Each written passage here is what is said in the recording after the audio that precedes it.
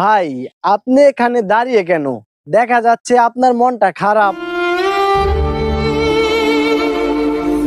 আমার মনটা বেশি ভালো না।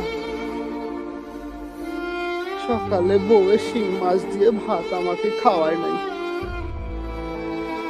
তাই এখানে দাঁড়িয়ে আছি।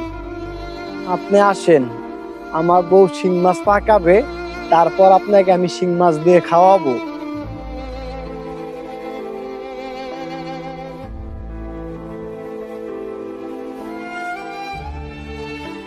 ভাই, একটা তো ভুল হয়ে গেছে। আমার বউ তো শ্বশুর বাড়িতে চলে গেছে, এটা তো আমার মনে ছিল না। আপনি আমার আবারও মনটা খারাপ করে দিলেন।